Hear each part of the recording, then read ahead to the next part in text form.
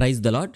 Iran యుద్ధం గురించి America అధ్యక్షుడు డొనాల్డ్ ట్రంప్ 5 రోజుల యుద్ధ విరామం ప్రకటించాడు. ఇది నిజమా కాదా? ట్రంప్ ఇరాన్పై దాడులను ఆపేశాడా? ఇరాన్తో శాంతి చర్చలు నిజంగా జరుగుతున్నాయా? ఇందులో నిజమేంటి, అసలు విషయం ఏమిటి?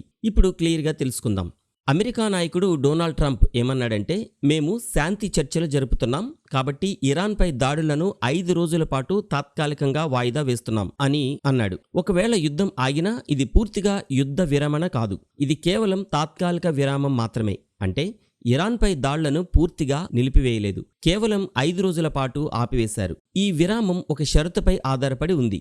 చర్చలు సక్సెస్ అయితే పూర్తిగా యుద్ధం ఆగిపోవచ్చు, చర్చలు ఫెయిల్ అయితే మళ్లీ దాడులు మొదలవుతాయి. ఇక్కడ గమనించాల్సిన విషయం ఏమిటంటే, అమెరికా మేము ఇరాన్తో చర్చలు జరుపుతున్నాం అని అంటుంటే, ఇరాన్ మాత్రం మేము ఎటువంటి చర్చలు చేయటం లేదు, ఇది అమెరికా చేస్తున్న కుట్రలో ఒక భాగం మాత్రమే అని చెబుతోంది. నిజంగా చర్చలు జరుగుతున్నాయా లేదా అనే సందేహం వస్తుంది. ఇంకా ఒక వార్త వస్తోంది, ఇరాన్లో ఎవరు ప్రభుత్వం చేయాలో ట్రంప్ నిర్ణయిస్తాడు అని. కానీ ఇది పూర్తిగా నిజం కాదు.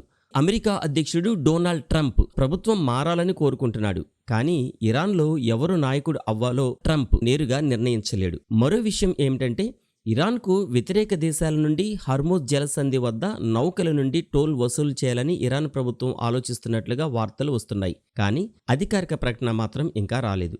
మరో ముఖ్యమైన విషయం ఏమిటంటే, యుద్ధం గురించి ఇజ్రాయెల్ దేశం ఏ ప్రకటన ఇప్పటి వరకు చేయలేదు. ఇది తాత్కాలిక యుద్ధ విరామం అయినప్పటికీ ప్రపంచమంతా ఎదురు చూసేది మాత్రం యుద్ధం పూర్తిగా ఆగిపోవాలని. ఈ 5 రోజుల యుద్ధ విరామం శాంతికి దారితీస్తుందా లేక మరలా యుద్ధం మొదలవుతోందా వేచి చూడాలి.